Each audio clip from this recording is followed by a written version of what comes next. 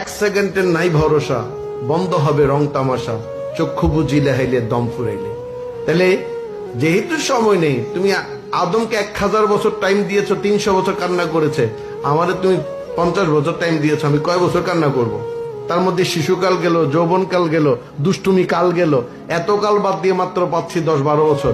এই 10-12 বছরের মধ্যে কত রকম কল্পনা জল্পনা, তার কোনো শেষ নাই। আপনার ভালো লাগে না, তাই ময়মনসিংহের সেবা মাহফিল ভেঙে দিয়ে কোনো লাভ হবে না, কারণ আপনি স্পষ্ট দলিল দেখান যে সেমা করাটা হারাম, শিরিক, সিজদা করাটা শিরিক। আপনি স্পষ্ট একটা কোরআন আয়াত দেখান, একটা হাদিস শরীফ দেখাবেন যে এই হাদিসে আল্লাহ রসুল বলছেন তোমরা সিজদা করিও না, আল্লাহকে সিজদা ছাড়া অন্য কাউকে সিজদা করাটা শিরিক, কুফুরি। আমরা করব না। আপনি দেখাইতে পারবেন না ইনশাআল্লাহু তাআলা আজিজ। এই জিকিরটাকে আমরা করছি, আমরা বানিয়েছি, নাকি আল্লাহ বানাচ্ছেন? আল্লাহ বানাচ্ছেন। আল্লাহ বলছেন তাদেরকে ভালোবাসার জন্য, আল্লাহ বলছেন তাদের জিকির করার জন্য। হযরত উম্মাহাতুল মুমিনিনা আয়েশা সিদ্দিকা রাদিয়াল্লাহু তাআলা আনহা থেকে বর্ণিত, কিতাবের নাম মানাকিবে আলী, লেখকের নাম ইমাম নাসাই রাহমাতুল্লাহ আলাইহি। তিনি বলছেন যে একদিন দেখলেন হযরত সাইয়্যিদানা সিদ্দিকা আকবর রাদিয়াল্লাহু তাআলা আনহু হযরত আলী কারামাল্লাহু ওয়াজহুর দিকে অবাক দৃষ্টিতে তাকিয়ে আছেন।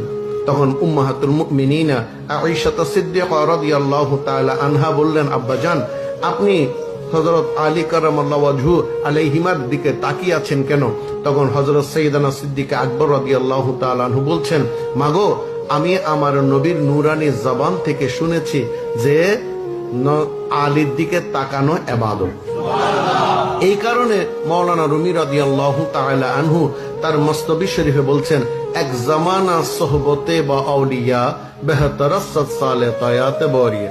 এখন আপনি যদি বলেন আমি কোন আকাবেরের কথা শুনতে চাই না, আমি কোরআন হাদিসের কথা শুনতে চাই, তাহলে আপনি হাদিস মানেন। যেহেতু আমরা আকাবেরকেও মানি, তাই আমরা আকাবেরের কথা বললাম। 2 নম্বর, জিকিরে আলীর ইবাদত। ওলি আল্লাহ জিকিরটা ইবাদত। ওখানে আপনি বলছেন কি ওয়ারাফা'না লাকা যিকরা, এটা হচ্ছে আল্লাহ রসুলের জন্য সাবেত, আমি মেনে নিয়েছি।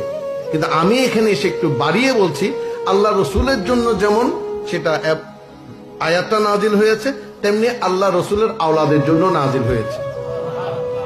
তো আপনি যখন কোরআনের আয়াত দিব, যেহেতু আপনি গোস্তাকে রসুল, আপনি বলবেন না এটা রসুলের জন্য শুধুমাত্র, আর কোনো বলি টলির জন্য হবে না, আমরা বলি টলি মানি না।